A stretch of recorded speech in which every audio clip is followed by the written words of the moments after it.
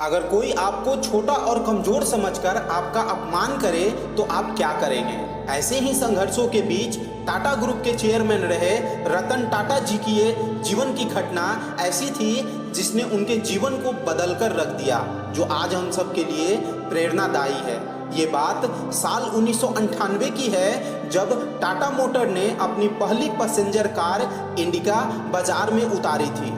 दरअसल ये रतन टाटा जी का ड्रीम प्रोजेक्ट था और इसके लिए उन्होंने जी तोड़ मेहनत भी की थी, लेकिन इस कार को बाजार से उतना अच्छा रिस्पॉन्स नहीं मिला जितना उन्होंने सोचा था।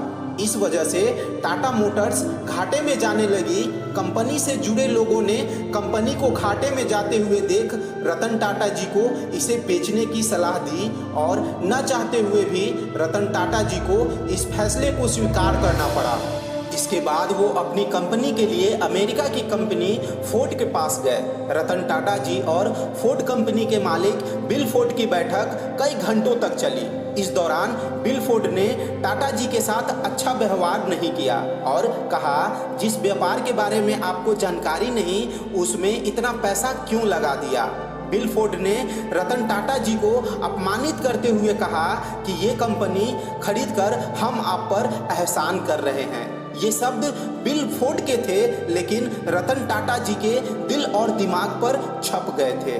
वे वहां से अपमान का घूंट पीकर इस डील को कैंसिल कर चले आए। बिल फोर्ड का वह अपमानित करने वाला वाक्य उन्हें लगातार बेचैन कर रहा था और उनकी रातों की नींद उड़ गई थी। बस इसके बाद उन्होंने निश्चय कर लिया कि वो अब इस कंपनी को किसी को नहीं बेचेंगे और लग गए कंपनी को ऊंचाइयों पर पहुंचाने के काम में। इसके लिए उन्होंने रिसर्च टीम तैयार की और बाजार का मन टटोला। इसके बाद भारतीय बाजार के साथ साथ विदेशों में भी टाटा इंडिका ने सफलता की नई ऊंचाइयों को छुआ। तो वही इस घटना के बाद फोर्ड कंपनी का पतन शुरू हो गया। साल 2008 तक आते आते फोर्ड कंपनी दिवालिया होने के कगार पर पहुंच गई। मौके की नजाकत को समझते हुए रतन टाटा जी ने फोर्ड की लग्जरी कार लैंड रोवर और जगुआर बनाने वाली कंपनी JLR को खरीदने का प्रस्ताव रखा, जिसे फोर्ड ने स्वीकार भी कर लिया। इसके बाद मीटिंग के लिए फोर्ड के अधिकारी भारत आए और मीटिंग फिक्स हुई। ये सौदा लगभग 2.3 अरब डॉलर में हुआ। तब बिल फोर्ड ने रतन टाटा से वही बात दोहराई जो उन्होंने रतन टाटा से कही थी, लेकिन इस बार फोर्ड के स्वभाव में नरमी थी और शब्दों में बदलाव था। बिल फोर्ड के शब्द थे, आप हमारी कंपनी खरीदकर हम पर बहुत बड़ा एहसान कर रहे हैं। आज JLR टाटा ग्रुप का हिस्सा है और बाजार में बेहतर मुनाफे के साथ आगे बढ़ रहा है। रतन टाटा चाहते तो उसी समय बिल फोर्ड के साथ हुई मीटिंग में अपने अपमान का जवाब दे देते, लेकिन उन्होंने ऐसा नहीं किया।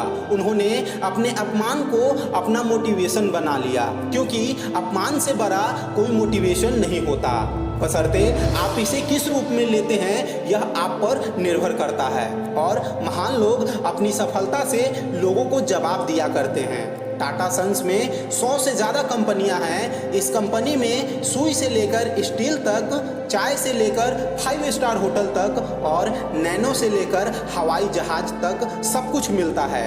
रतन टाटा IBM की नौकरी छोड़कर टाटा ग्रुप के साथ अपने करियर की शुरुआत साल 1961 में एक कर्मचारी के तौर पर की थी, लेकिन साल 1991 आते आते वे टाटा ग्रुप के अध्यक्ष बन गए। रतन टाटा जी ने अपने 21 साल के राज में कंपनी को शिखर पर पहुंचा दिया। कंपनी की वैल्यू 50 गुना बढ़ा दी। वो फैसले लेते गए और उन्हें सही साबित करते गए। आज हम सब छोटी छोटी परेशानियों से बहुत जल्दी हार मान लेते हैं और अपने लक्ष्य को भूल जाते हैं। रतन टाटा जी चाहते तो अपनी कठिनाइयों से हार मानकर एक साधारण व्यक्ति की तरह अपना जीवन व्यतीत कर सकते थे, लेकिन उन्होंने ऐसा नहीं किया। उन्होंने यह साबित किया कि यदि हमारे इरादे पक्के हों, हमारे लक्ष्य निश्चित हों, तो रास्ते में आने वाली कठिनाइयां हमारा कुछ बिगाड़ नहीं सकती। इसलिए हमें भी ज़रूरत है कठिनाइयों से लड़ने की।